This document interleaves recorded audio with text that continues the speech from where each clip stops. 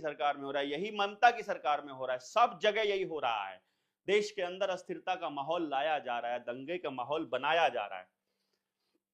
भारतीयों की लूटपाट और शोषण के लिए 11 मार्च 1940 को सैकड़ों सालों से चले आ रहे गवर्नमेंट रुपया का ब्रिटिश गवर्नमेंट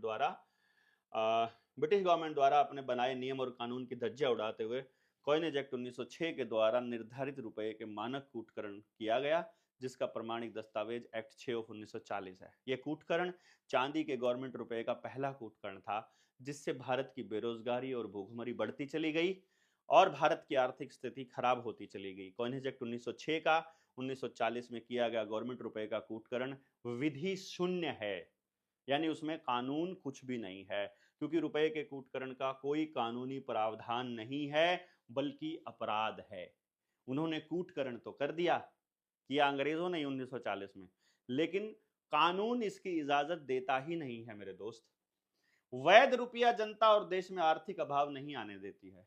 अवैध रुपया जनता और देश में आर्थिक अभाव कभी खत्म नहीं होने देती, बस ये बात का ध्यान रखना। अब ये एक्ट 6 ऑफ 1940 है, जिसको अभी एक्सप्लेन किया, जो भी बताया गया था, इसी की एक्सप्लेनेशन यहाँ पर दी हुई है, आप इसको पढ़ सकते हैं पेज नंबर 44 में।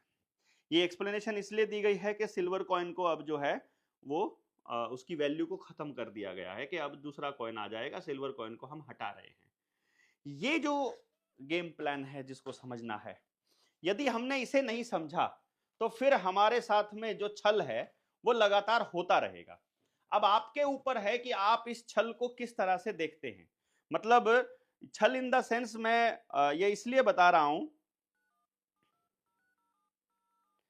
ये छल की जो परिभाषा है वो ये है कि पहली बात, जिसने भी ये कानून बनाया उसको ये कानून बनाने का अधिकार प्राप्त नहीं है।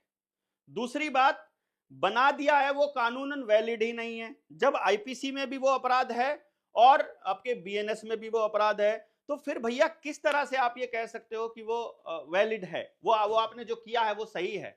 एकदम गलत है भाई। इसलिए आपको ये समझना पड़ेगा। अभी हमने पेज नंबर ये कर लिया 45 तक हम इसको पूरा कर चुके हैं, और 45 के बाद हम ये अर्जी हुकूमत आजाद हिंद सैद्धांतिक भारतीय रुपया, इसके ऊपर हम 8वें भाग में चर्चा करेंगे।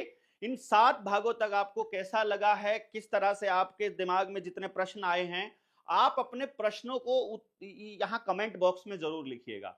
मैं अपने निडर इंडिया चैनल के जितने भी कमेंट्स होंगे उनमें से सारे प्रश्न निकाल करके आपको एक ऐसी वीडियो बना देंगे जिसमें उनके उत्तर लिखे हों, और फिर हम लोग 10 वीडियोस के बाद में एक प्रश्न उत्तर वाला बनाएंगे। अभी ये 7वीं वीडियो थी। आप सब लोग इसको देख रहे हैं, कमेंट भी कर रहे हैं, इसको शेयर भी कर रहे हैं, देश की जनता को जगा भी रहे हैं, इसके लिए आपका बहुत बहुत धन्यवाद। अभी इसके 8वें पार्ट पर हम जल्दी ही मिलते हैं। बहुत बहुत शुक्रिया। जय हिंद, जय भारत।